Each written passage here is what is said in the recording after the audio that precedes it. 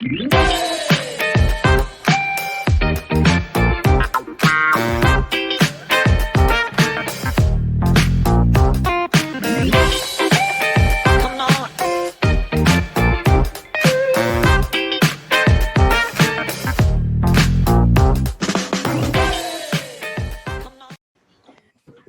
to the Do It Live Autonomy podcast. We have a wonderful crew today, but before we start getting into what happened in the last week, let's go directly to our Red Pill representation. A couple of the students went to the Red Pill conference, and we would like to hear from them and see what they have to say about that. Go ahead, Tyler and Chris. Good morning, autonomizers. And we're doing it live today, and we've had some technical challenges this morning, but here with Chris McMillan, and we're live in Mesquite, Nevada at the Red Pill event, and it's early in the morning here in Mesquite on the West Coast, and we were out late last night networking, basically is what we can call that. Yeah.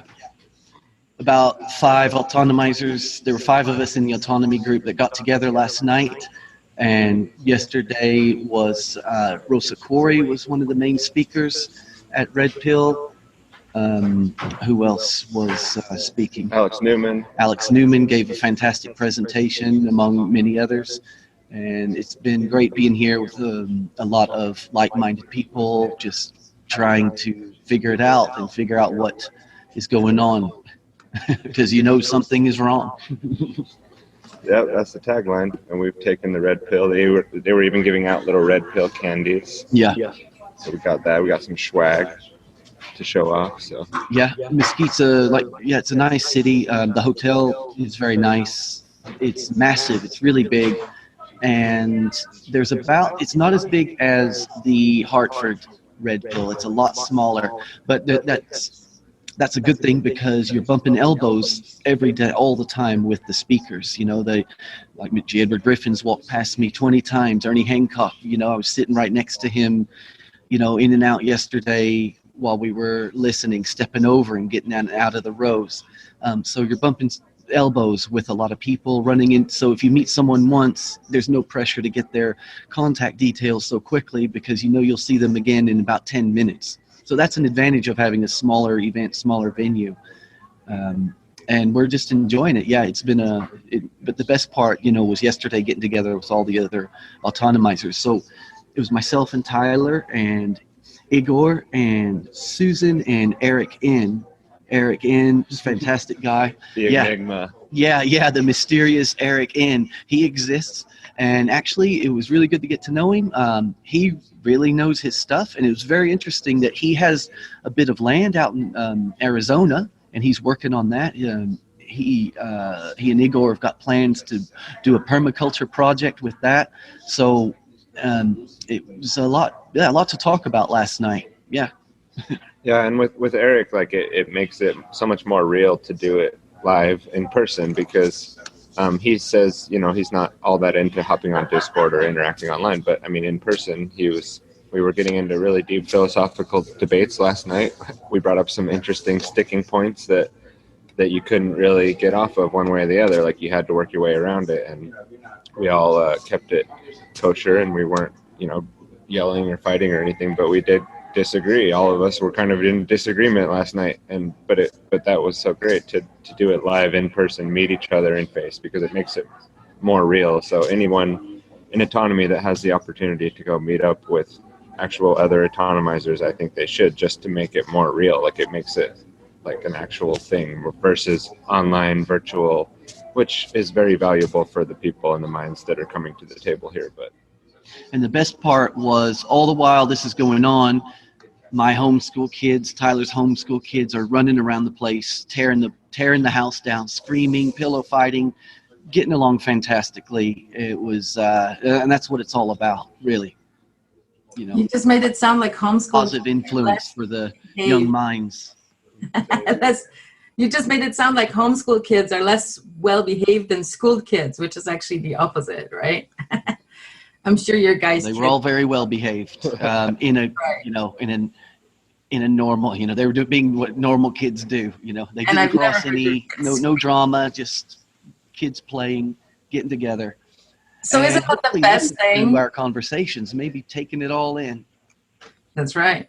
So isn't it the best thing about autonomy, being able to have these conversations, the challenging conversations where you may not agree, but the topic is not completely closed as soon as you bring something up, right? You can have a discussion where both parties or even a group of people have all these different opinions and each person is feeling really passionate about it, but we don't shut down or we don't close the door on anybody who has the opposite opinion, because we use the Socratic method in autonomy, right? We're exploring knowledge. And at the end of the day, if they don't agree with us, that's completely fine, right?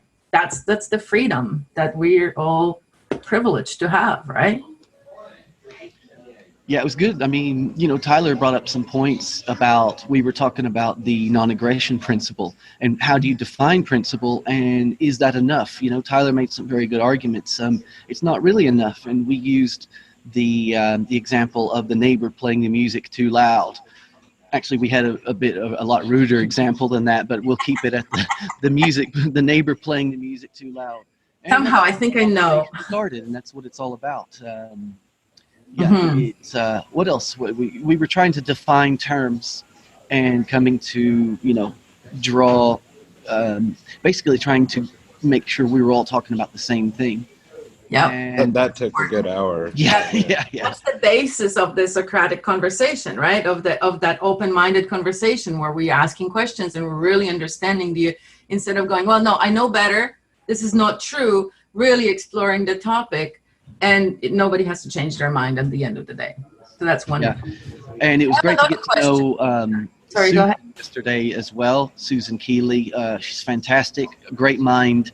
We spent all day with her watching the lectures, the speeches, and I had lunch with her. We had some nice chats talking about autonomy and things relevant to what's going on in autonomy. Again, everyone is so different and adds value, and to meet them face to face just triples that experience. Nice. So that's the other thing I was going to ask you guys. Red Pill, I mean, having attended the Red Pill in Connecticut, I know that one of the highlights for me were the lectures. Like, how cool are those lectures? So what was your favorite?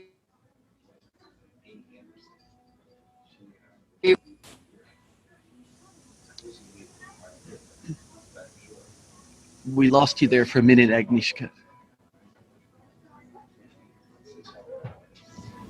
Both of us did, so. Okay, so it's Agnieszka. Possibly.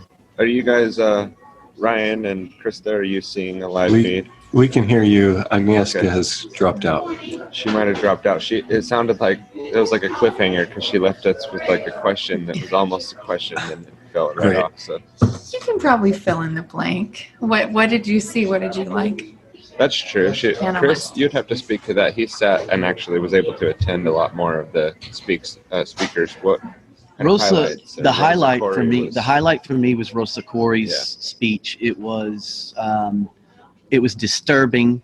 It was intriguing, and even though I'm familiar with the works of Rosa Corey and the issues behind Agenda 21, she really is. She's a very good public speaker, and she was able to engage the audience.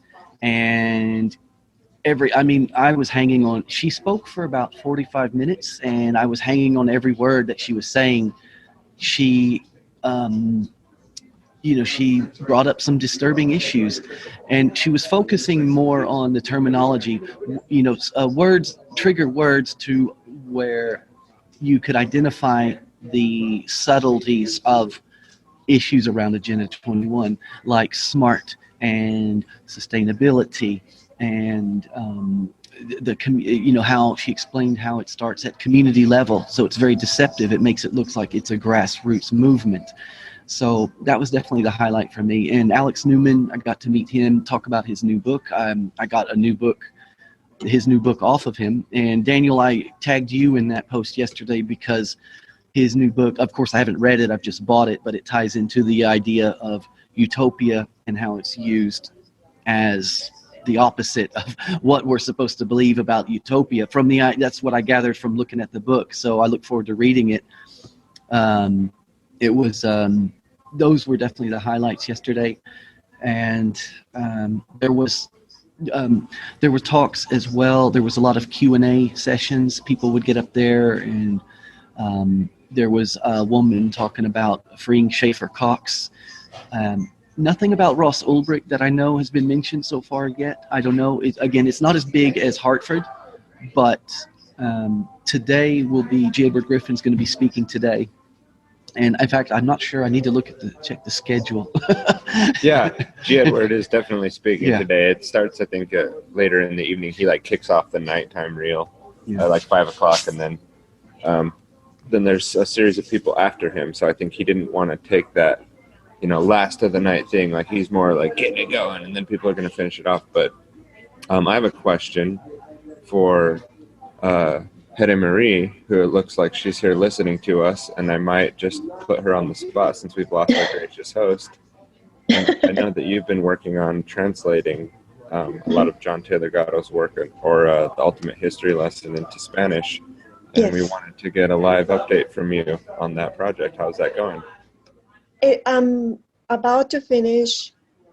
There are 5 hours. I'm about to finish hour 1 because I've been having some family challenges. I cannot dedicate as much time as I can, but my goal is to do 5 of those, of the history lessons. So as soon as I finish one, I'll let you know, guys, so that Richard will know what's the best way to publicize that or to upload the script. Right now I'm not thinking so much that far behind. I just want to get the transcripts done, and then I'll think about phase 2.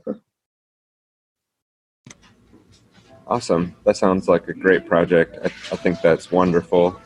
And it's, helping you out tremendously, I'm sure, because any time that you get to sit and be more familiar with that work, again, I've been through that series 5 times at least, fully, and then clips in between. We were talking about it last night. It came up, the Ultimate History Lesson, and how valuable that work is, how captivating John is. And I still share it with people who are looking for that entry point into the corruption in the public education system, because I feel like it's a great starting point to become familiar with the content. And John is captivating regardless of what he's talking about. So someone could be very dry, maybe like myself, presenting the factual, serialized details about how something happened. But John, just his presence and rapport and the way that interview went down is very valuable. Thank you for that update.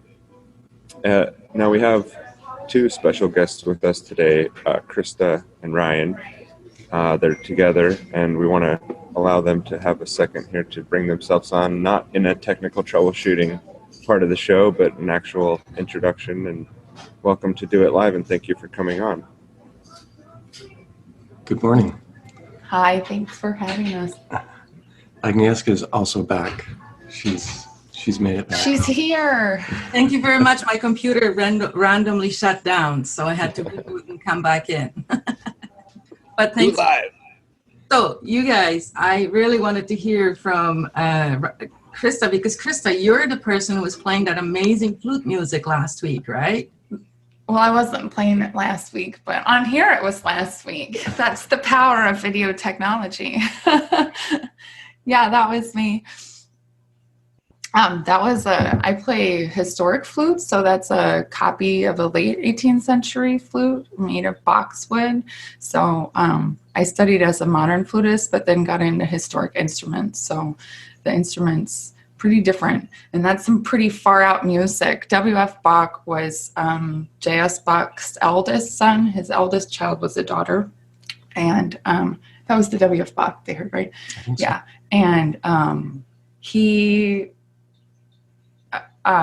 was an amazing musician. In some ways, I feel like he picked up where Bach left off and did it better, but by that time it was outdated. And he added some modern elements, but it can be pretty weird. The music I was playing off of is actually, I think almost everything for that concert is still in manuscript. There's no modern edition, and there was no printed edition at the time. It was really challenging music that was just, like a couple people could play. So it's in a manuscript. I was doing a concert of music out of Sarah Levy's salon. Sarah Levy actually is we say that the Bach revival was done by Mendelssohn, who was actually her great nephew, but it was her in Berlin around in the late 18th, early 19th century. She married, well, her father was a Jewish banker who bankrolled lots and lots of stuff, we'll say. And he wanted his children to have an education that was beyond what Jews could really do at the time. And part of their education, he wanted them to be like the elite. And part of their education was music. So W.F. Bach was actually her keyboard teacher. And then when she married, she opened up her home to have this salon within her home. So the big, we like to talk about composers, but actually I feel like the musicians are these major figures in music. She was that as well. And also these salons, which a lot of times were run by females. And actually the hardest music that C.P.E. Bach wrote, who was another one of J.S. Bach's sons, and was the keyboardist at the court of Frederick the Great, was written for her. She was amazing. And she would have these concerts in her house that attracted Christians and Jews and people from all different backgrounds, which was really happening. And she was very interested in, as I think people, well, I think it's so you're saying she was the original autonomizer, just like we are. Oh, she absolutely was. Bringing people together to. Oh, yeah. Well, and that was her father's goal, really, was to bring people together to create this kind of intellectual culture among the Jews, but then into the broader community. So it's pretty interesting. Sorry, I totally went off on that. As I can do. Stop you there because we have some other things to cover. Yeah, of course. I love that about autonomy. I mean, there are so many different people and so many different interests, and we have history and literature and all these different businesses. What I was going to talk about today, and maybe this is a good time to segue into it, although we didn't hear from Ryan yet. Did you? As per our usual. Good morning, everybody. Good morning. Yeah, I'm glad to be here with everybody. Yeah, I don't know what to say. I'm glad I joined the group. It's like you said, bringing a community together. It's very valuable, and the connections and the power of having a good community is amazing to me. That's what I like about it. Absolutely. One thing that I had on my list to discuss for last week was so many amazing businesses that we have going inside autonomy, right? That we're helping each other develop and that are really growing. And, Jordan with his meat farm, this organic and amazing and great product. And then, and we're helping each other out, right? Like, I'm a vegetarian, but I'm still helping him with his business. So that's the kind of connections that we're building here, right? And so, do you guys have a business? Are you developing a business and using help from autonomizers? That would be you. I have a business. I need to tap into the potential of the autonomizers more. Oh, yeah. With the resources, right? You have the copywriter, you have webmasters, you have everybody coming together to help you out. What's your idea for your business? Oh, well, I have one that I've been running for over 10 years. Doing software for almond processors and walnut processors. Is it like the milking of the almonds? The tiny milking? Yes. No. Yeah, we keep track of almonds and all the whole process of getting it off the tree and to the stores and everything in between. So wonderful. Yeah, so definitely. I mean, there are people in autonomy who could help you boost that business. And even, I'm a strategist, right? So I could work with you to find a strategy, and then Tyler can help you with some technical stuff. There are a lot of resources. We'll have to talk. That's right. So is anybody here on this call developing some kind of a venture or a business that they're using autonomizers for assistance with? No? I know Chris Well, is. yeah, it's Go ahead. I'm not starting any businesses at the moment, but I am writing a book, and I meet weekly with Deirdre, and we just kind of discuss the process. She asks me questions that kind of draw out maybe what I want to say but don't quite know how to say it, that sort of thing. So that's been great. Yeah. And I've actually found that it tangibly helps with the process.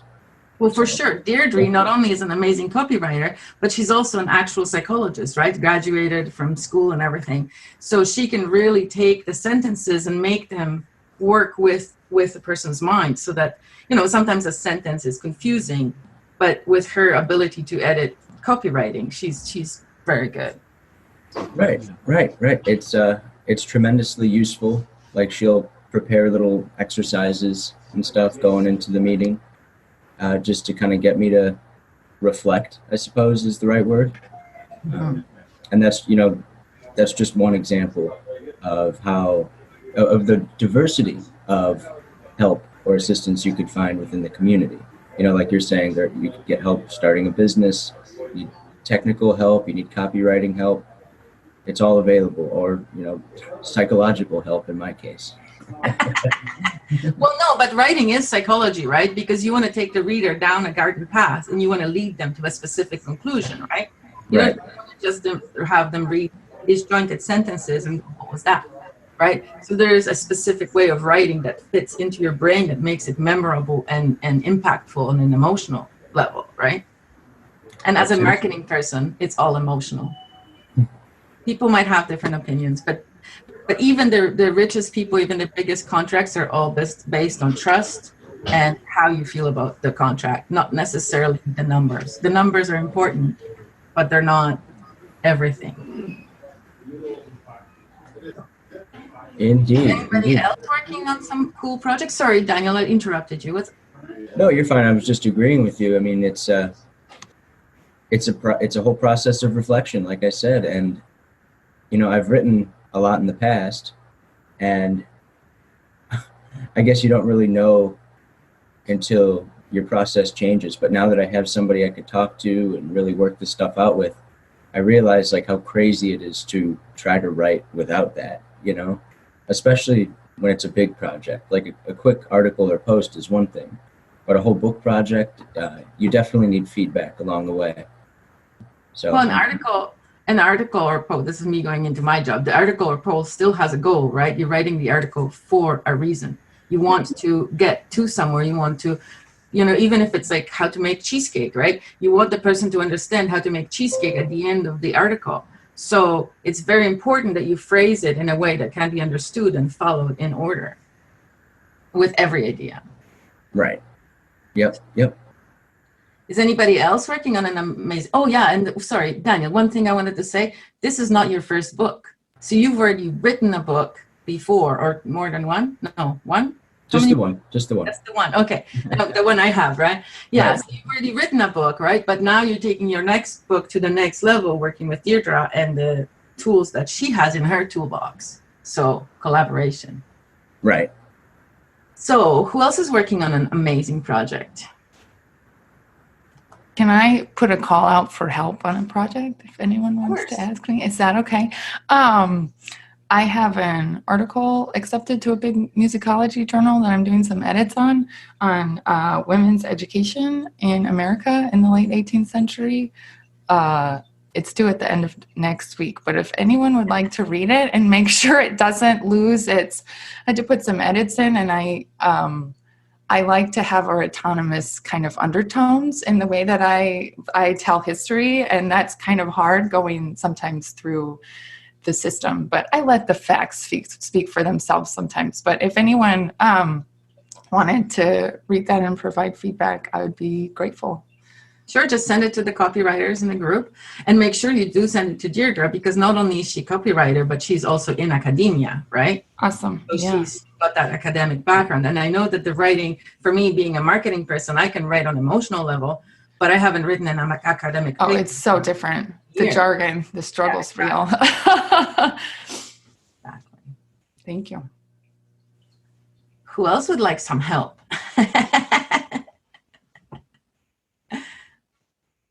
Are we done all with the helping each other? Well, anybody who wants some help can always go onto Discord, jump in any chat or talk to anybody, text anybody in the class. We have so many people, or in both the classes, right? So should we talk about the lecture last night, you guys? Anybody, any thoughts? Now, I have to admit, I missed the first 25 minutes or so because we were at dinner with my aunt. So what happened in the first 25 minutes? Yeah, the first 20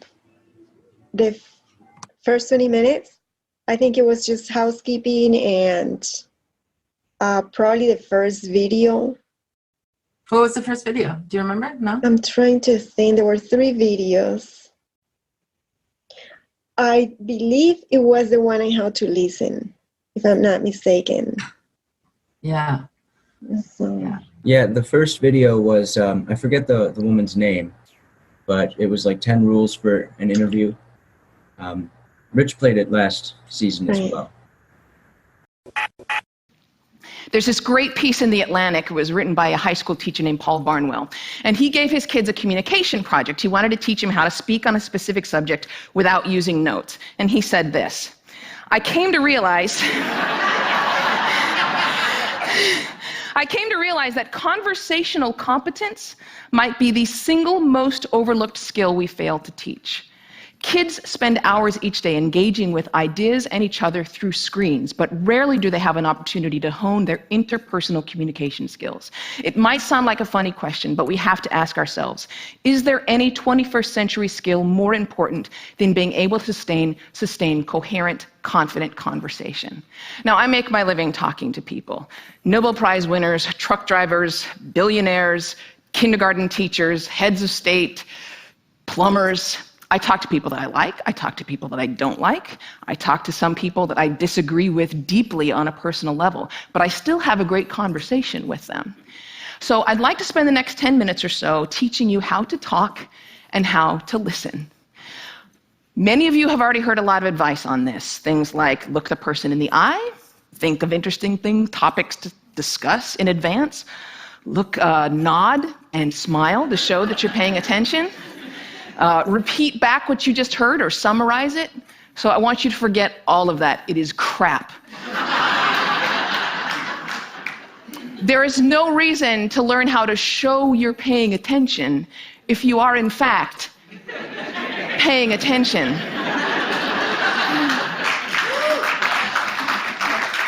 Now, I actually use the exact same skills as a professional interviewer that I do in regular life. So I'm going to teach you how to interview people, and that's actually going to help you learn how to be better conversationalists. Learn to have a conversation without wasting your time, without getting bored, and please God, without offending anybody.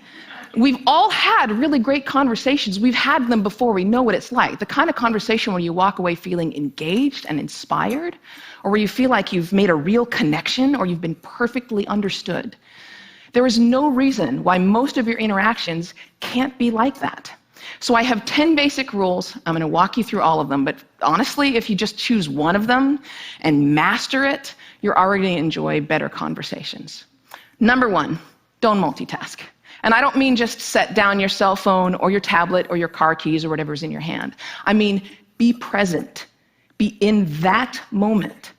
Don't be thinking about your argument you have with your boss. Don't be thinking about what you're going to have for dinner. If you want to get out of the conversation, get out of the conversation. But don't be half in it and half out of it. Number 2, don't pontificate. If you wanted to state your opinion without any opportunity for response or argument or pushback or growth, write a blog. Now, there's a really good reason why I don't allow pundits on my show, because they're really boring. If they're a conservative, they're going to hate Obama and food stamps and abortion. If they're a liberal, they're going to hate big banks and oil corporations and Dick Cheney. Totally predictable. And you don't want to be like that. You need to enter every conversation assuming that you have something to learn. The famed therapist Eb Scott Peck said that true listening requires a setting aside of oneself. And sometimes that means setting aside your personal opinion. He said that sensing this acceptance, The speaker will become less and less vulnerable and more likely to open up the inner recesses of his or her mind to the listener. Again, assume that you have something to learn. Nice. Nice. So what was your takeaway, Daniel? Well, I was in and out from the lecture because I've been doing quite a bit of research because later today I'm actually recording a show with Brett on School Sucks. So I've been brushing up, But I was in and out, but I did catch that first video and I remembered it from last time, but I had forgotten about it.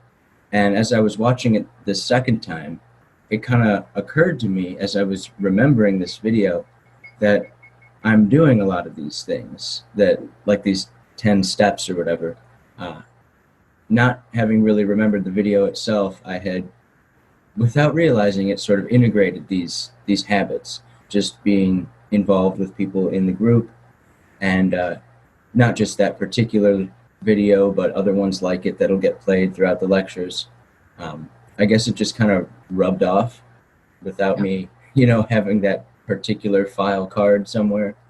So my takeaway ultimately was just that even there are values to be reaped from this course, even if you're not really aware that they're there, because there's just, when there's so much information, when there's such a wealth there in front of you, you're not going to be able to really remember everything consciously. But it's kind of neat to notice now that I'm going back over the course, how many things just kind of sneak into your mind, even though you don't really know about it. Yeah, for sure. And then watching the videos the second time in season 2, I find that it actually, I remember some of the video, but it really gets I get a deeper level of understanding of the videos. So that's why I'm still attending the lectures. I think they're amazing. Yeah, I try to attend when I can. I'm working, so sometimes that makes it difficult at the time, but whenever I can get in there, I try to. Yeah, what really inspired me to ask about the businesses this morning, right, when I first started, was the video by Steve Harrison yesterday. I have a question for you. Whose door should you be knocking on? Who do you want to say yes to you? Because I tell you, one thing I've seen is that we're all in sales, so to speak. We all have something to sell. It may be that you have a business where you want to convince people to buy your product or service. Maybe you work with a nonprofit organization and you need to convince people to donate their time and money. Or maybe you're a parent trying to convince your kids to do their homework. Good luck with that. But who is it? Whose door should you be knocking on? Who is it that you want to say yes to you? Is it a friend? Is it a business associate? Is it your boss? Is it a possible date for Friday night? Who is it? Now, because at the end of this talk, I'm actually going to invite you, I'm going to challenge you to reach out to somebody. Now, the idea of reaching out to somebody, how many of you find that idea just a little bit scary? Yeah, And I was terrified. Here I was back on the doorstep here, Lincoln, Nebraska. I'm about to knock on this door, and I remember something that Rob, my friend who got me into this, said to me. He said, Steve, don't try to sell anybody. You just focus on loving and serving them. And you focus on leaving them a little happier than when you came. That got me going. And that got me knocking. People were friendly enough, but nobody let me in. I was really bad. And some people weren't friendly at all. One lady comes to the door, she won't even open the door. She's just frowning at me through the glass. She's like, look, I'm not interested. Just show me what you got. I grabbed these 5 children's books out of my satchel, and I just completely terrified. I totally blanked. And I didn't know what to do. And then I thought, well, let me at least try to love and serve her and leave her with a smile. So all of a sudden, my creativity kicked in. I start actually, reading little excerpts of the stories. I found voices for animal voices in me that I didn't even knew I had. She's not smiling. Young man, may I ask you a question? Yes. will you take a MasterCard or do I have to write you a check? MasterCard, check, I take Discover. That's how I made my first sale. And I survived that summer, and in fact, because of things I learned along the way, I actually finished that summer as one of the top first-year salespeople. And then I actually went into business with my brother, where we teach, irony of ironies, people, we teach them how to market their books, their products, and their services. And my dad couldn't be prouder. Here's what I've learned. Everyone has doors that if you knock on those doors, they open, they can bring incredible blessings. But most of us never knock because we're scared. Those doors could bring you sales, they could bring you funding, they could bring you advice, they could bring you connections, they could bring you publicity, but you don't knock on them. And you know why? I'm convinced it's because we have a giant misconception of what it means to sell. To sell is a dirty word. People think it's manipulative or something like that. I have redefined what it is to sell. And I want to give you my definition. I created a little acronym. Now, I don't really like acronyms, but I created this because I think it's really helpful. To sell, S-E-L-L, sincerely encourage by listening and loving. Sincerely encourage by listening and loving. Makes all the difference. When he talked about people are waiting for you to open that door, right? That really spoke to me, right? So I have an idea for a business and I want to take that to the public. I want to take that to the whatever, consumers. And they're already waiting for me. It's not that I don't have to push to get clients. I mean, I must have to let them know, but you know what I mean? I'm already needed. I don't know, that was very interesting to me. And then about the sales, how to listen, how to communicate. Anybody else? Yeah, I thought it was interesting, the last one I think it was Boca Raton, I can't remember his name, but the guy in the bar, he said everybody has some talents in sales. And I believe so, because I think once you're passionate about something, it's very easy to just share that. And I think sales is just sharing how to meet people's needs. And so, yeah, I really like that one too.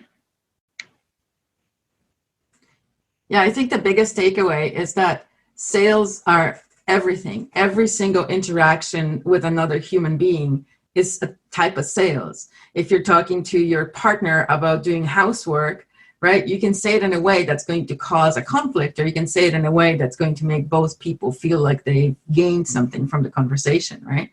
And that it goes from there to every single aspect of life. Talking to somebody at the store, talking to somebody wanting a job, you know, clients, customers, suppliers. Those conversations can all be improved to mutual success. That was one of my big takeaways from last night's lecture. I feel like I came in with the idea, not to be too blunt, of, oh, this is stupid, I hate sales, and I'm terrible at it, to, I think partway through, I had this realization that, like, actually I'm selling all the time and I'm really good at this, but it's what I'm passionate about. And then it made me wonder about sometimes the alignment of that, of I think in that the last video that was on about sales being love. And it's like, you know, you really have to have a real kind of rooted love and passion in something to be an effective, and I think honest salesperson. I feel like that's where I get like, oh, you're just trying to sell me something, you know, what are you leaving out, you know?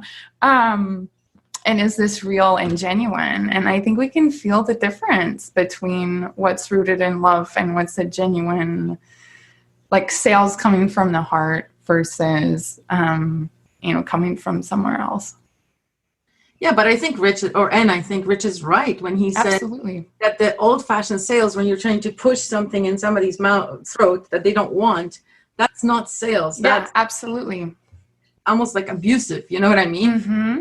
And actual sales, true sales, heartfelt sales is approaching people and selling them almonds because they might need almonds. Or music. Yeah. Yeah, absolutely. Almonds are very high in protein. Very good food.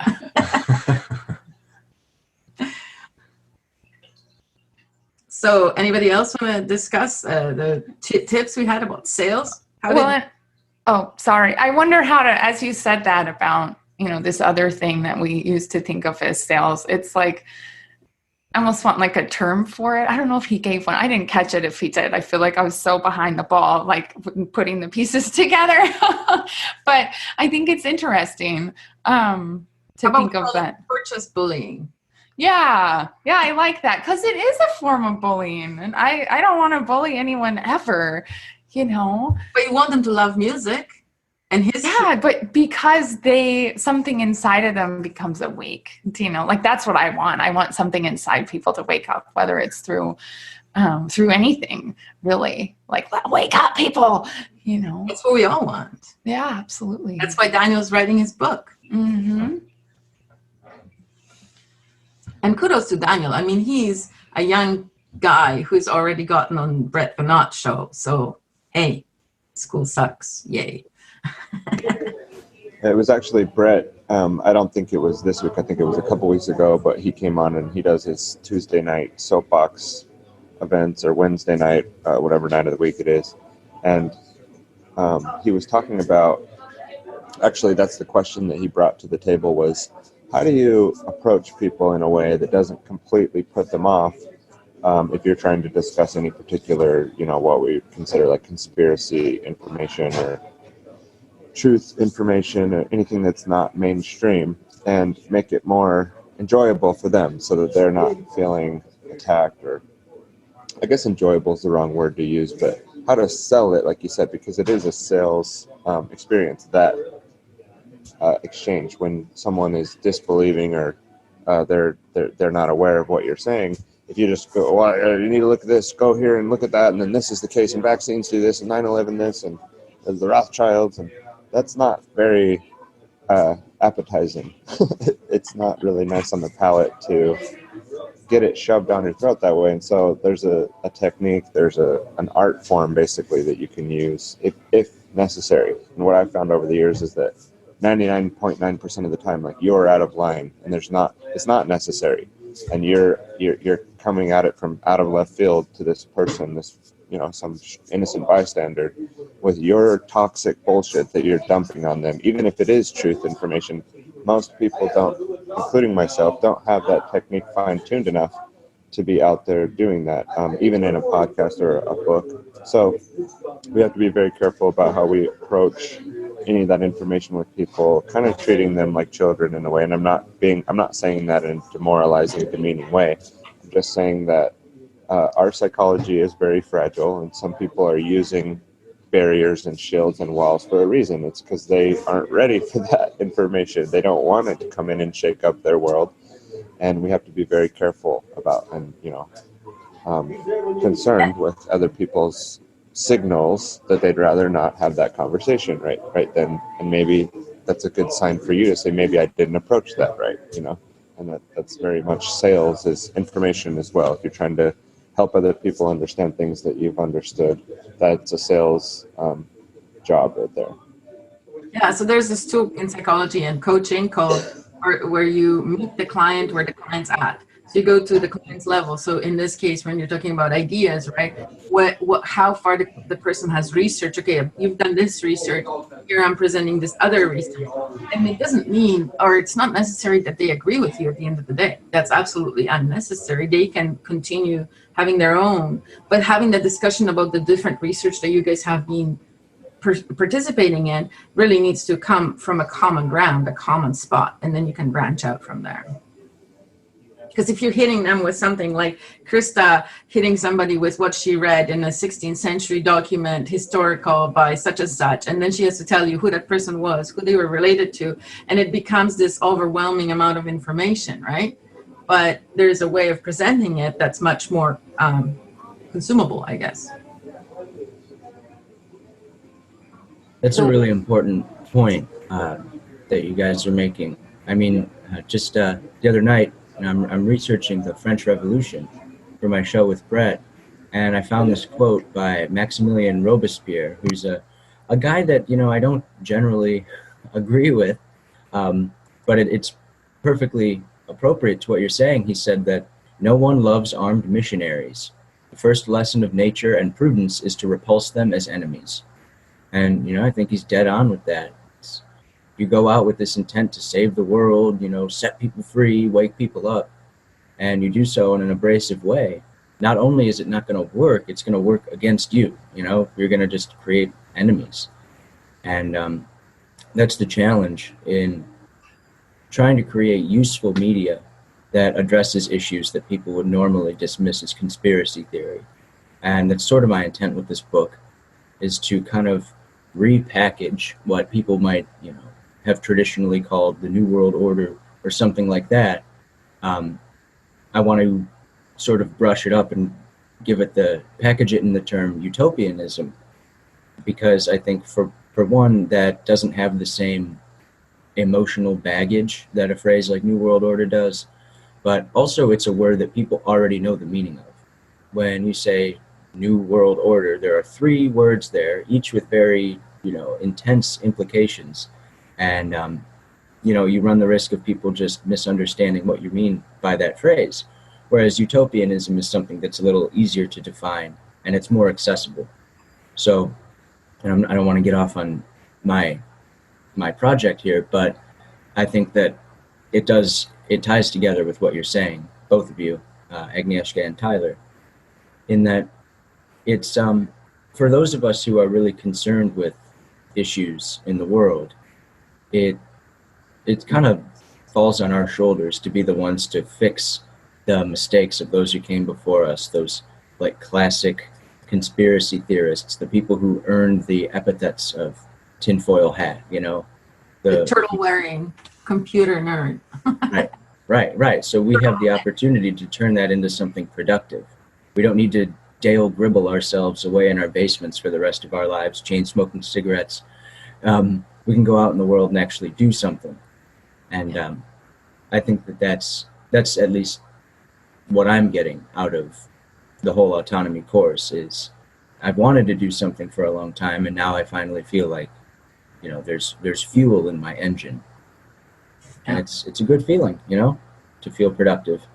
It's very interesting that you mentioned that you've been studying the French Revolution, because I think Krista is into the Middle Ages and that kind of maybe a little bit before that. And I've been studying the French Revolution even to the point of having Eric read the French letters in French so he can tell me what the tone is, you know, what Jungian psychology, right? Who was this person that wrote the letter? And so maybe we should have a historical club where we discuss our findings. That would be excellent.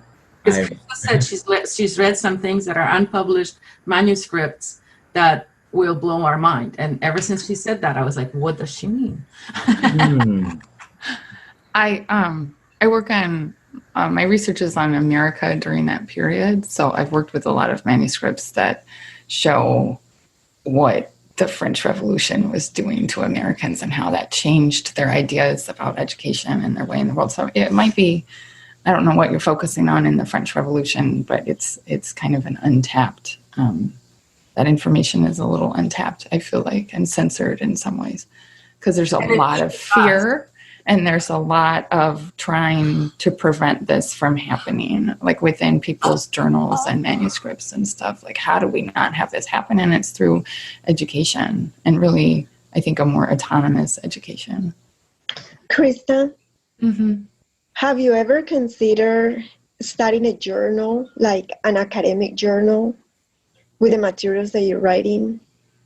Like publishing them? Yeah, and just like having a subscription to a formal academic journal. I'm not sure what you mean. You mean, Teta Marie, do you mean reading a journal or writing? No, just opening an academic formal journal where you can have subscribers, and also you can have people with the same interests that you have contributing. That's actually a really interesting idea, to be more. I have to think about that. Yeah, like think this about type of thinking within academics is, I think it's really important. Yeah, because it sounds like you have so much to offer in that.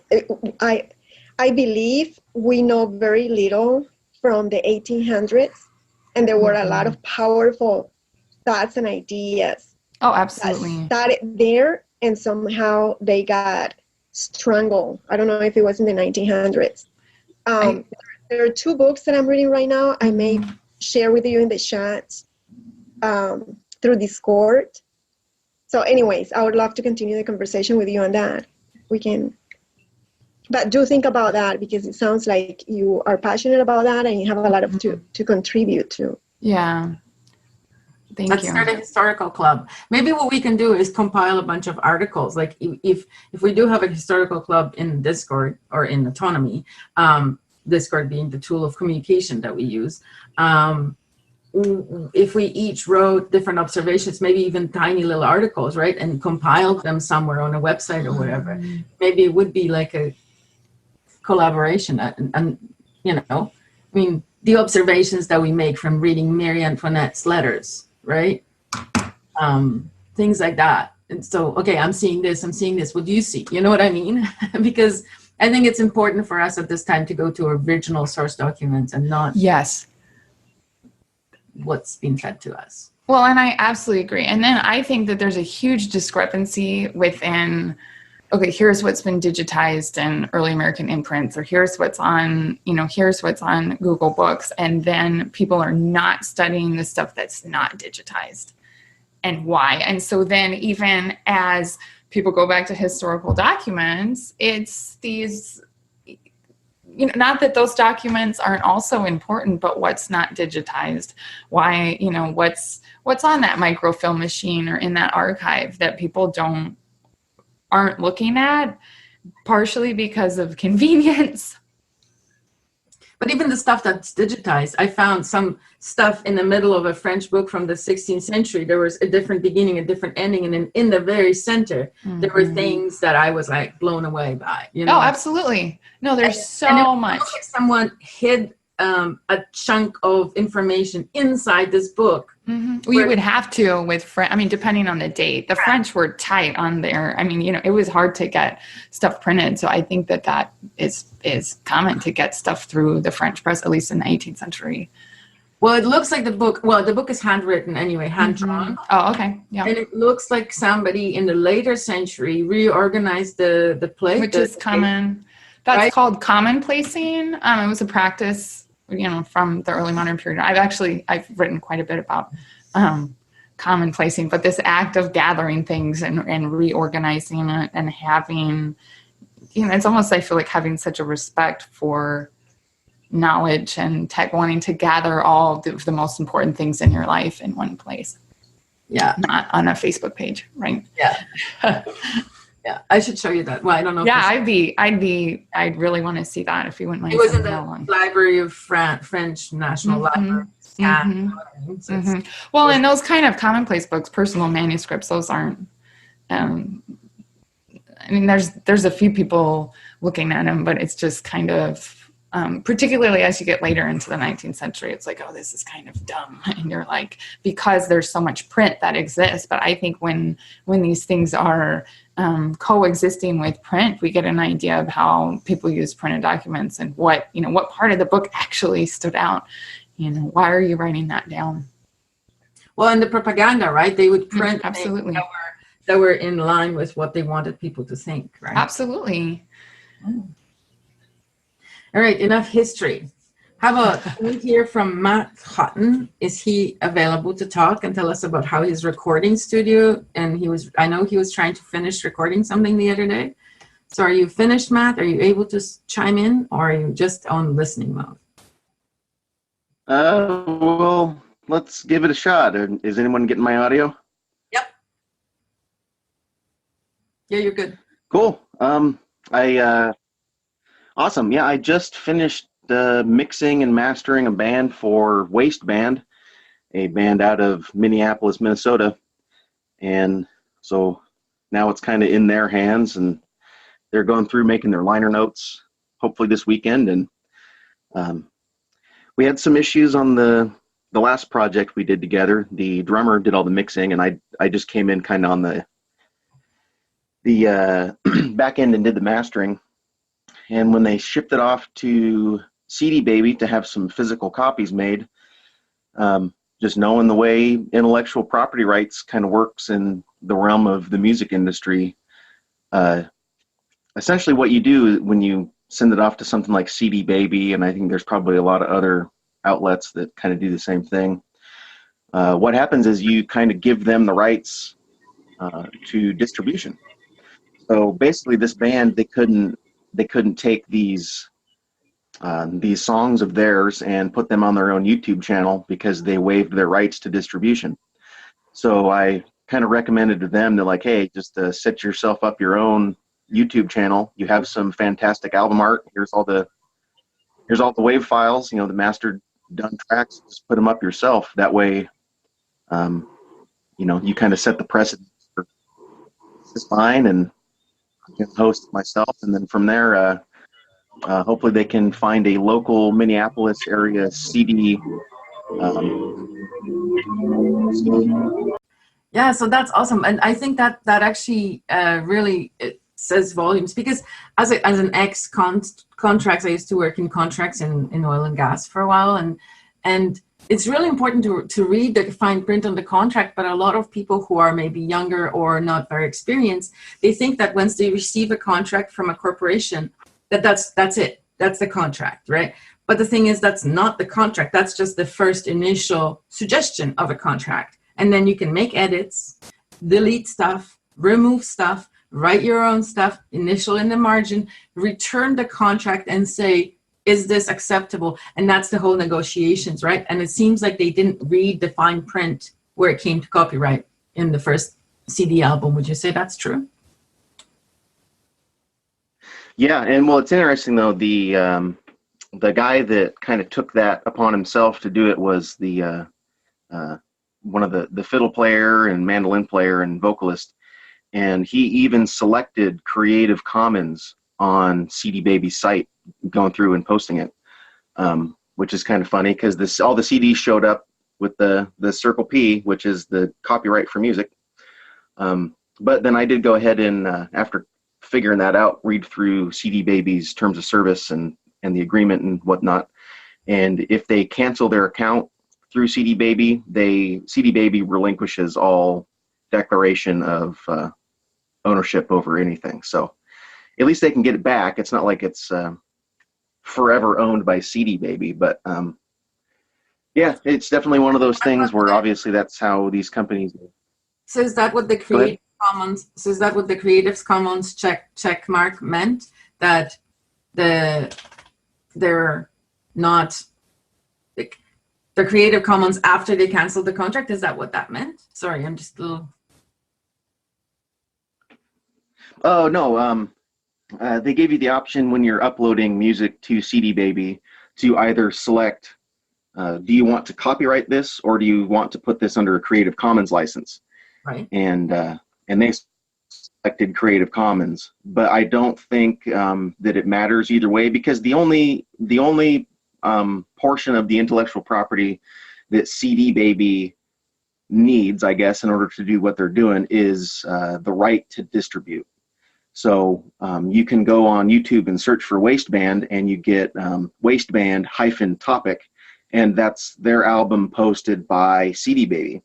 And so a lot of these music stations and stuff, if you're listening to music on YouTube, it's automatically generated by CD Baby or like DistroKid or any of these other services that do that. So, I mean, technically, I guess you do kind of have to give them the right to distribute because that's what they're doing. But what it does for the artist is that it takes away your right to distribute your own work. Wow. Okay. It's good to know. Good to know. And the other thing, so, no matter what the check marks that they select, Legal binding is only the actual contract that they signed. So the check marks, like even if it were to go to the courts or whatever, the check marks would not be as important as the actual contract, right? Right, yeah, obviously, because all the CDs came with a copyright on them anyway, when they selected, no, like, we want this under a Creative Commons license. Right. And apparently CD Baby doesn't care. Blowing smoke. So, I mean, my whole idea with my recording studio and record label is to attempt to build a royalty-free music library, all under Creative Commons.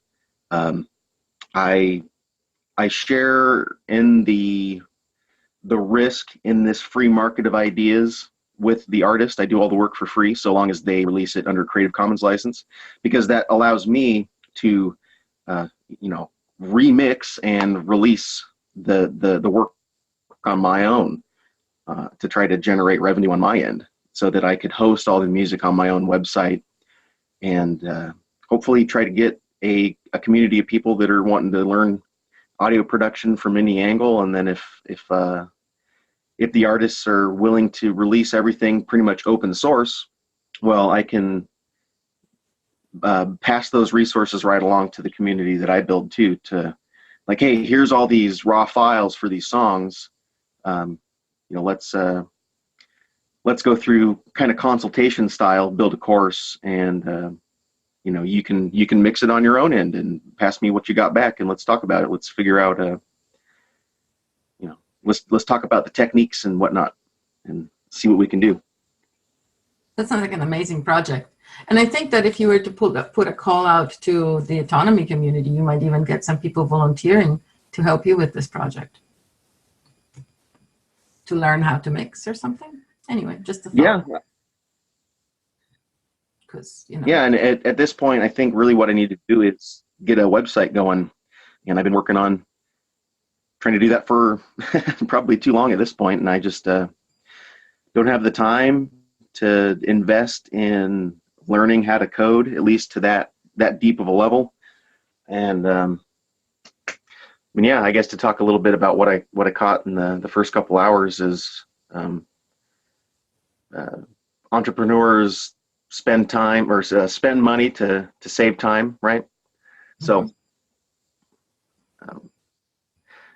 for me, it's not a very good use of my time to sit down and try to learn HTML and CCS and everything. So, I mean, I've got other audio projects coming up, and that's kind of taking up all my free time after work. So, what if you if anyone trade, Matt, with somebody who's already a musician, wants to put some tracks together, and then they helped you out with your website while you help them out with their tracks? That may be because you like doing that, and they may like doing the other thing. Just a thought. Well, yeah, absolutely. I mean, like I say, that's kind of already what I'm doing, is I'm doing all the work for free, so long as the artist is willing to, release the music for free, set the information free the way it wants to be, instead of putting it behind a government-created and violently maintained monopoly of intellectual property. So, yeah. So, Matt, but yeah, I mean, definitely. Go ahead. Matt, Yes. this is Heather Marie. So, you don't have a website yet? I have a domain, and I have some very poorly designed template page up, but it's nothing that's useful to anyone. But yeah, I do have the domain. Do you have a calendar? I do. All right, I'll look you up, because that will be a project that my husband will probably be willing to help.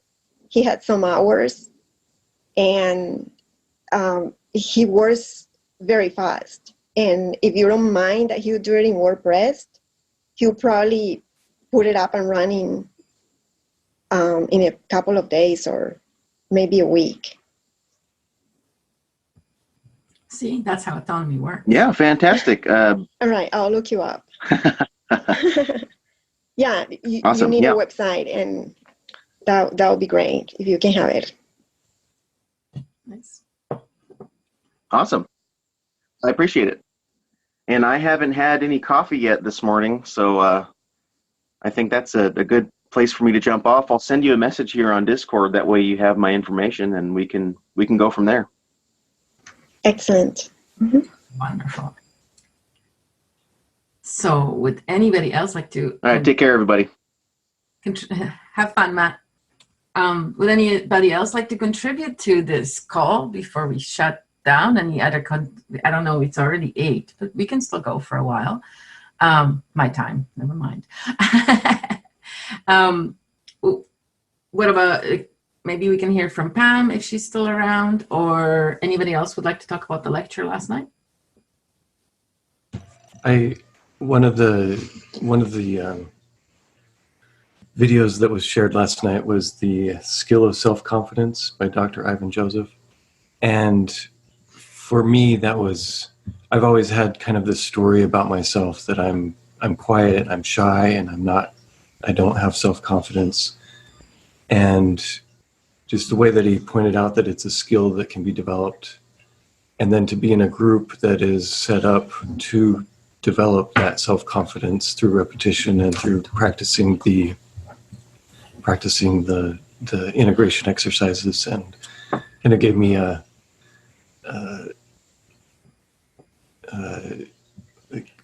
motivation to really work on the integration exercises and make some connections with people and do that, because it has been something that I think has kept me from being the person that I want to be, and then to be in a group that is geared to actually help in that way is a big deal, and it's amazing. So I look forward to developing that skill. But Ryan, you must be a very good salesperson, because I see evidence of your sales skills sitting next to you. Yeah, I'm not sure how I did that. Both of them. Right. So, But but having that self-confidence and looking at it as a skill and something that through repetition can be developed, and just like any other skill, it's a neat idea. nice. Yeah, it's true. It's true. It's a very cool idea for any project. Go ahead. Oh, I just wonder how much we learn the lack of self-confidence, and that was coming up earlier when I was thinking about that, when Daniel was talking about his book, just some of the issues I deal with students coming out of, we call it government school in our house, where it's this idea of, I can't understand anything. They want it like baby food. And I also think that's, if you take away someone, I feel like it's learned to not be self-confident. I think we come into the world recognizing that we make a huge contribution and have the ability to make a huge contribution. Yeah. My coach the other day said that whenever I feel unworthy, I'm proving myself right. Yeah. Because if I'm feeling unworthy, I'm sitting in the corner feeling sorry for myself. I'm not actually doing the things that make me feel passionate, the things that make my soul sing, right? So I'm actually physically proving myself right by sitting in the corner and feeling unworthy. But it is inbred. It is something that our society, everything in our society, from the magazines, television, schools, everything is geared to like undermine your self-confidence a little bit. Or who are you? Who are you to think you could teach history? Yeah. There are historians who know way better than you could possibly know. Like, really? Yeah. Yeah, absolutely. Read her letters? Just like in high school, your worst subject was history. Oh yeah, my students in history class, I was talking about how I in high school, my worst subject was always history. I was always in an argument with the teacher, and she, they always thought this is the right answer, and I wanted to think about stuff. And my students were talking about high school, and I was telling them this story, and all of a sudden they were like, what? Like, but you're smart. And I'm like, what? Like, this isn't about smart or not smart. And like their entire attitude and energy has shifted. Like, and just hearing that, you know, I mean, I think part of it is, you know, I teach to try to develop these skills, but I think it's interesting. It's also interesting to me that you would ever be sitting in the corner thinking you were unworthy. It's like so obviously not true. And I'm like, oh my gosh, like, you know, people probably think that about me because I can definitely play that card as well. I don't know anything. But people don't actually think that about you. The only I know about you is yourself, right? Well, and my mother, but you know, that's a whole different ball of wax. We can't unpack that today. It's the been mother-daughter relationship is a whole other story. My mom's a narcissist, so anyway, it's a whole nother story. But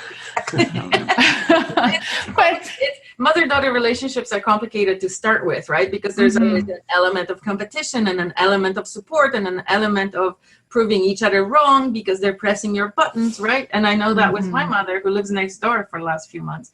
So like I moved in next door to my mom. So, but you know, but there's also an opportunity for conversation if that conversation is two-sided, like if both the parties want to be in that conversation.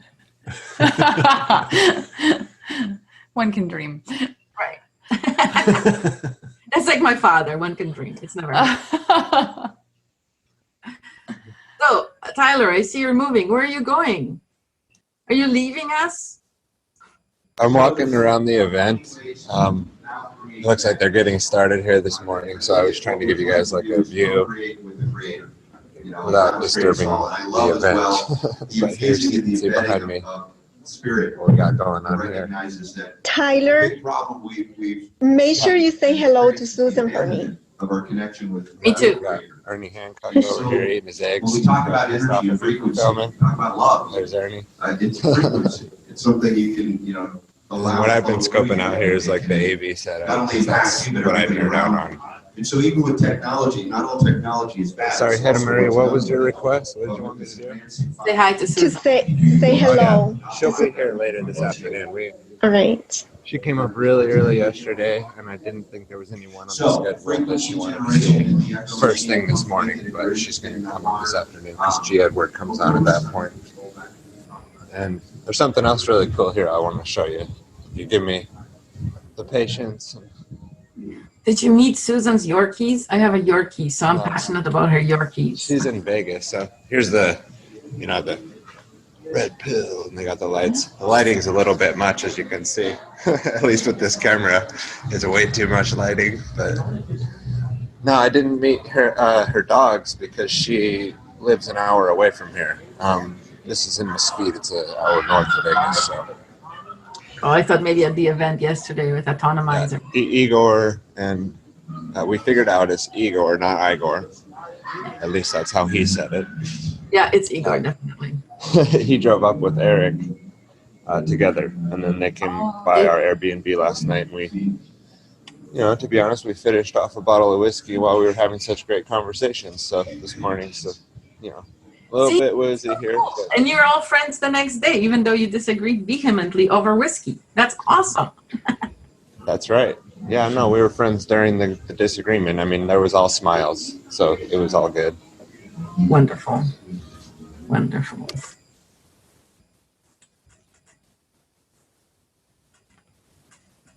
Are you showing us something else? I'm not, but... Suspense is killing me. What's next? Here's the front desk. Hi.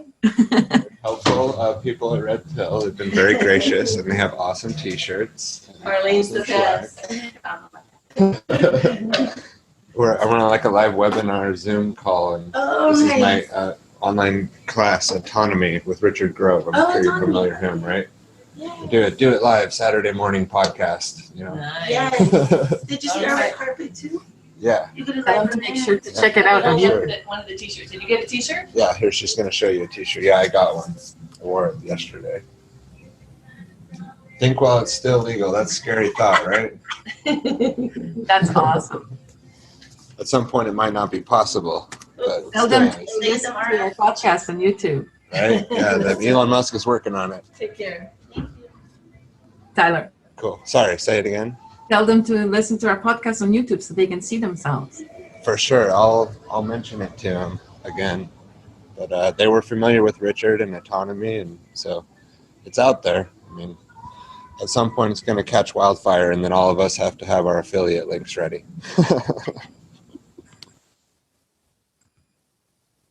All right. Does anybody else want to tell us some observations about what we've learned through autonomy, either in class or out of class? Daniel? Yeah. I Oh, go ahead. Thought I heard something. just real quick here. I want to let everybody know that I've officially got Zoom up and running on my Linux machine. So that's some good news. That's all I wanted to mention. I'm on CentOS right now. Nice. Awesome. And your sound has been really good today, Matt. Okay, go ahead, Daniel. Well, specifically with last night's lecture, like I said, I didn't get to listen to the entire thing, but I do remember the basic outline from last time. And the issue of sales that comes up. I know, of course, Rich addresses it in the lecture, how, you know, people might have a negative stereotype of that. And I certainly was one of those people. And so I appreciate this lecture because it triggers complexity, you know, within my own mind. Because, you know, I'm of the mindset, you know, I don't know if any of you guys are familiar, but back in the 80s or 90s, probably early 90s, the stand-up comedian Bill Hicks had a bit where, you know, he says, if you're in advertising or marketing, kill yourself. And it goes on like that for a while, and it's a great bit. And I love Bill Hicks, and I agree with a lot of his sentiments. And so I was kind of, you know, I had heard that years ago, and I agreed with that. Like, yeah, you know, these big corporate marketers, they're just poisoning everything. They're ruining the world with their propaganda. And so naturally I had a negative inclination toward the idea of sales. But, you know, the more I think about it, the more I experience it, and the more I come to understand that whenever you're exchanging value, you are doing a form of sales. I guess I came to understand, you know, when that joke was being told, it was before there was internet. It was before people were really being entrepreneurial in the way that they can be now. And so when somebody's talking about advertising and marketing, the only thing they can really be talking about are, you know, the Walmarts and the Nikes of the world, you know, the legitimately bad salespeople, the ones that do have those monopolies. So, you know, it's not really sales so much as it is just, you know, a limited scope of potential on what you can spend your money on and your time on, just kind of vying for your Federal Reserve notes, not really worried about, you know, improving your actual lot in life.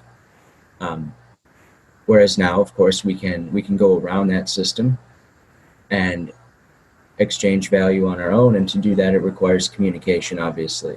And so I think that while I can engage in what we're talking about as far as sales go, I don't think that necessarily contradicts that sentiment of, you know, like there is still like an old idea of sales that is a corrupted idea, and that I think that every time we're engaging in honest communication, we're doing our part to kind of undo that more traditional monolithic system. So I appreciate this particular lecture, but also the course in general, because it adds to my understanding of the nuance of communication, right? So there are different kinds of sales. It's a tool, as anything else is. It's part of communication. And it's good to be able to not just understand the methods of the propagandist, but to also have a methodology of communicating effectively and honestly. And you know, go ahead. Isn't it like there are so many dichotomies in our society, right? And in the sales is one of them. We hate salespeople, but we're constantly pushed to buy things. And in the end, what we end up is feeling like crap about ourselves because we don't want to buy but we're pressured to buy, and then we buy because we want to be equal and we don't want to miss out. And there's this, it's like this cyclone of thought patterns that's just insane. And there's no need to stress out about it. You can buy what you want to buy, and you don't buy what you know what I mean? If you actually break out of that whole cycle of craziness, you realize that you're free to do whatever you want. And if people have a useful product, yeah, of course, buy it. I bought this t-shirt, I like it. Right. It comes down to value. Everything really does, you know, because this is a finite world and you have a finite time in it. So we're constantly prioritizing how we spend our time and our energy. And it is the role, just at the most fundamental level, it's the role of sales to best guide somebody through their time on this planet. You know, if I've got something that's genuinely worth doing, in my opinion, then I'm going to tell you about it. And, you know, if it sounds good to you, then maybe you'll join me. If it's not your thing, then now you know, because I've been honest. Now you know that you don't need to worry about my thing anymore. You know, you remove it from your menu, and now you can focus on what's important to you. And that's the message I get from this lecture, which is it's not about making the sale. You know, I got to get this big fish, right? It's just getting people to where they want to go, and to do that, of course, you got to listen. Or like Rich said in the lecture last night, it's problem solving. You're problem solving. Right. That's the perfect way of looking at it. You know, it's you have this problem of, you know, here I've got money, or I've got energy, I've got time, and I don't know what to do with it. And so, you know, if it depends on what you want, it depends on what your interests are. But if somebody can come along and say, hey, you know, here's this project that's worth engaging in, and it demands an investment of your time and your money and your energy, you know, then perfect. It's a match made in heaven. And if not, if it's not something I'm interested in, well, then there's always somebody else out there with another offer. Yeah. Let's go to Chris and Tyler for a minute, because I see that Tyler found Chris and his whole family. Hi, Marie. You're on live. Hello again. Hello. Hello. So Ryan just Hello. Ryan Hey, just hi. he's got the Tuttle Twins version of the creature from Jekyll Island, and he just had G. Edward Griffin sign it for him. It was classic. Nice. Anyway, Nice. going across. You guys are familiar with the Tuttle Twins, Connor Boyak's series. He does like the Creature from Jekyll Island and a few other of the classic like conspiracy books, and gears them for children, so you can like sit and read your child the Creature from Jekyll Island at night. Pretty easily accessible to buy those online if you're interested. I've not gone through them myself, but I do have the Creature from Jekyll Island, the actual book. I think I've read Isn't that. your kid a bit young for these kind of stories yet? Right? No, I think they understand. I think that some of the stuff like taxation is stuff, or some of the other things that, you know, kind of like general things that we agree on in groups like this, that children do understand stuff like that, kind of out of the box. It's culture and society that shapes them and molds them into the collective. Yeah, it looks like we got some people trickling in here. Adam James just came in, and we're going to put him on the spot and say, hey, come off mute and do it live. Hi, Adam. There he is. Look at he's doing Good it. morning. I couldn't resist the dare. So, Adam, do you have any comments about the lecture last night? You know, unfortunately, I had company over, and I only got to the Q&A portion of the lecture, and I couldn't even make it through that. So, What about discussions over the last week? Have you learned anything amazing? Let's see. You know, this week I think I'm kind of hitting that putrefaction fermentation phase. I'm really sitting down and trying to think about what kind of digital asset I want to create, and if I even know how to do that, and what skills I need. So I don't know about learning, but it's been a lot of like wrestling this week. You don't need all the skills. We have some of the skills we can share. True. Yeah. And maybe what I need to learn is to avail myself of those skills some more. That is a challenge. I'm a little bit more prone to some rugged individualism, even if it's not my best interest. You mean like Eric, you're not introverted, you're introspective? Ooh, I didn't catch that before when you said that, Eric. But yeah, lots of introspection. He says that a lot. I don't know if he said that recently, but it's his thing. He always says, I'm not introverted, I'm introspective. Well, yeah, it just comes down to doing a lot of research and looking at all the other online courses that people have put out about my skill set, physics specifically, and there's some stuff out there, and it seems fairly valuable. So the challenge to me is to find where my voice is and see if I can produce something that's valuable to some people that maybe aren't being served by everyone else. Yep. But find whatever keeps them up at night and that you can solve, and then produce or provide it to them in a way that they can really consume and know that that's the thing that they've been thinking up as they were falling asleep. That's right. That's the thing. Well, you guys caught me off guard. I'm with the family. We're going out. We got some doctor's appointments, some shopping to do, but thanks for calling me out. It's nice to connect with the community. No worries, and hello to your family as well. All right.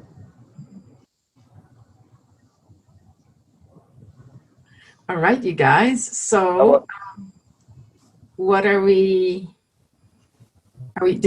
complete for today? Is this it? Is this the end of our podcast? It could be, and I think that this is a great example of Do It Live. I think this is what it could be. It definitely can take on many formats, but this episode, once it's finalized in post-production and we can post it on YouTube, has been a really good example of how this can operate. That these are the basic daily conversations that go on in autonomy anyways. So I think the idea with this was, why not record it once in a while? Why not share with other people? Give them a sneak peek behind the scenes? Because this conversation is not just Do It Live and we're all really, putting on the face for this morning episode. Like, this is a daily, hourly thing happening in autonomy right now. After this call, we're going to hop on Discord, and there'll be somebody that has an issue that they're working with that day, and plenty of people to bounce those ideas off of, and not just average people. I want to give ourselves a pat on the back here that this is a self-selected group of highly intelligent, highly active, and highly productive people that are everybody here is a success, even if they haven't launched that business yet, even if they haven't made that first dollar from their own entrepreneurial activities. The fact that you're showing up, the fact that you're able to schedule and get on the books with Richard and then get your way into this course, that's a success right there, and you're on the right path. And all we need to do is just keep showing up and being consistent, persistent, and putting pressure on whatever it is that we're trying to do. And the people in this community will really help you ignite that and drive it forward. And so if you haven't found that thing yet, like Adam was saying, that he's reaching that, fermentation point with his ideas, where something's about to manifest and he's feeling that point where that idea is going to pop in and he's going to go, that's it, I'm going to do that. And that's awesome. I love that. I love that people have that opportunity to use this kind of petri dish environment to grow what they're trying to grow. And so congratulations, Adam, and everybody else that was able to participate today. Thank you for joining Do It Live, and we'll just keep this going on Saturdays. And like I said, this is an ongoing conversation that we've decided to record and give people a sneak peek of what we got going on here. Thank you very much for joining us from the conference, and thank you everybody for joining us today. It's been a lovely conversation. Thanks, Hannah Marie, for stepping up and being so active on this call. Can I say one last thing about what Adam just shared? I love the word that he used, wrestle. I love that word in English, wrestling. Yeah. Just wanted to say that. Yeah. Yeah, because it's really because we're not surrounded by a bunch of people who are going, well, you can't do it. Da, da, da, da, da. No, we're all grabbing our part of life and we're sinking our teeth into it. And I think that's beautiful.